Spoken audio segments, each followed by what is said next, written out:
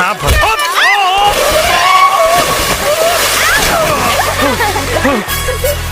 नरी ठोक दली। अरे साला चश्मा खुद लगौले बाड़े और हमके आंधर कहता रे। और सुन है ने और रास्ता पे खड़ा रहे तो केहू ठोक के जाए। हाँ? ई रास्ता तोर बाप बनवले बाने। हाँ आ गईले। क्या रे? रामेश्वर बाबा। अरे बाप रे बाबूजी। अरे बाबा प्रणाम। खुश रहा बेटा, खुश रहा। हुसैन बेटा यहाँ क्या करत बाड़ा? मछली पकड़ा तानी। अच्छा मछली पकड़ तारा। तू क्या करता? लागता कबीर चाचा के मछली के मगरमच्छ पकड़ ले ली बिया।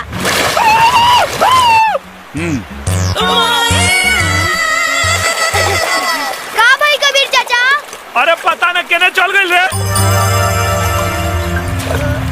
अरे वहाँ बाड़ी। अरे ए लड़की कम विपद ज्यादा है।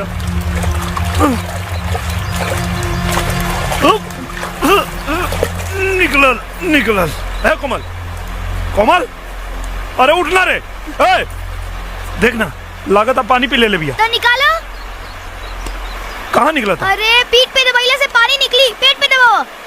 पेट पे? हाँ दबाओ। सुना मुंह में फूका तो हवा अंदर जाई तो पानी बाहर आई। फूका। क्या बात करता है? हाँ फूका। फुकला से पानी बाहर निकली। हाँ। फूका ना तो मर जाई। फूका। अच्छा उन्हें देख।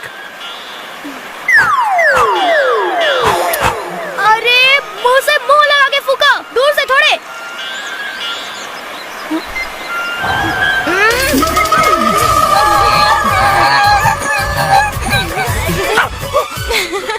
अरे साला अगर पानी निकाले में हमारे पानी निकल जाए।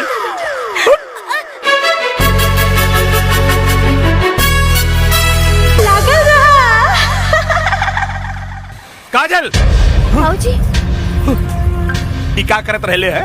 अब अब हमारे समझ में आयल कि चश्मा लगा के तू कौन मछली फसावत रहले है।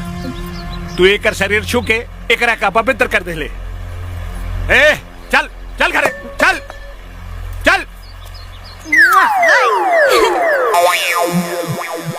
कौना नक्षत्र में पैदा भइल बिया हमरा तो बुझाइबे न करेला। पंडिताइन ए पंडिताइन अरे जल्दी आवा। अरे चिल्लात काहे बानी? हम कोनो बहिर बानी का? तनी धीरे बोली ना। अरे कबीरवा एकरा शरीर के पानी निकाले खातिर पूरा शरीर अपवित्र कर देले बा। अगर वो नदी से ना निकल रही तो हम डूब के मर गई रहती। चुप। एकरा शरीर पे हर जगह गंगा जल के छिड़काव करा। जहाँ जहाँ हाथ लगौले बा। चला बेटी चला। जबले तोहरा के शुद्ध न करब तबले कैसे लोग जानी कि तू रामेश्वर पंडित की बेटी बाड़ू।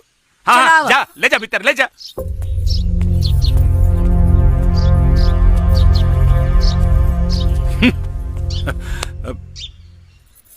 कोमल हमके तू ई बतावा कहाँ कहाँ हाथ लगौले बतो के? आँख में माई।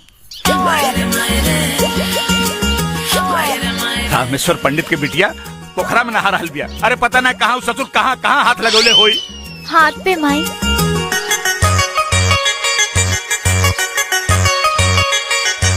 ए सुनाय ना। अरे गंगा जल डाल के अच्छी तरह से नहवैया करा के। ओठ पे माई। अरे कोनो तो ऐसा जगह होई जहाँ तोहरा के छुवले ना होई। ऐसन कौनो जगह नहीं थी जहाँ वो छोले ना हो। चुप। तोहरा बाप बेटी के फेरा में ना हमार धर्म नष्ट हो जाए।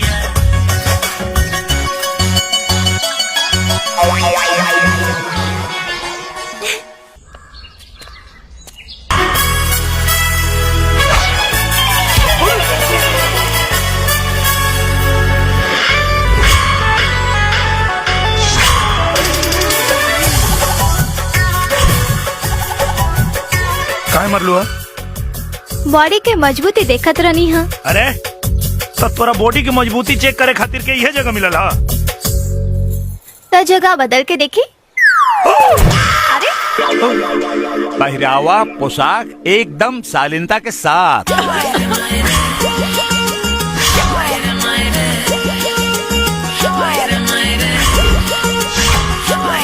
नैना हाँ कॉलेज में साड़ी? अरे इतने से बाबूजी के दिखावे खातिर। घर से निकले के समय साड़ी और घर पे जाए के समय साड़ी। और बाद में हाँ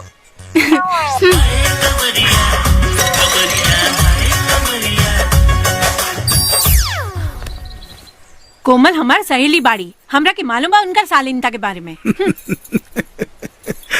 अरे बेटी, आई हो दादा। चाचा जब कह रहल बारन तो सही कह रहल होई हन। चल चल हम तोरा के दिखाओ तानी। चल अरे हमरा के बेकूफ बुझता रे। चल देख।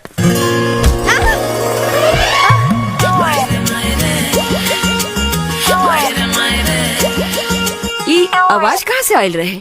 अरे वो शास्त्री जी की बेटी नैनुआ हमरा कोमल से बराबरी करतिया। भगवान देले भी तो छप्पर फाड़ के। अच्छा जब लेवे लें तो बहुत गलत जगह से। और दूध लेके ना आई नहीं हरुआ? अरे हाँ वो नैनुआ के चक्कर में भुला गई नहीं। तो ठीक बा, रउआ दूध लेके आई, हम मंदिर से आवतानी। हाँ हाँ ठीक बा। बेटी कोमल। जी बाबूजी। अरे हम नैनुआ के अंदर भेजनी है कि केहू और के? नैना के बाबूजी। अच्छा अच्छा ठीक बा। बाकी शास्त्री जी अपना बेटी के खिया पिया के एकदम लइका नियन बना दिले बाड़े। ढेर बहादुरी के काम करे तारा। सरकार इनाम दी ना, हमरा से ले ला। ढेर जबरी करबे ना तो अभी चिल्ला दे। चिल्ला हम कहा दे, हमारी इज्जत लूटे खातिर घुसल रहो हो। सही नक्षत्र में तोर जन्म नहीं खेला। एक अबीर, अपन प्यार के अबीर लगा के हम। अगर आपने अभी तक हमारे YouTube चैनल में सब्सक्राइब नहीं किया है तो जल्द से जल्द सब्सक्राइब करें और नए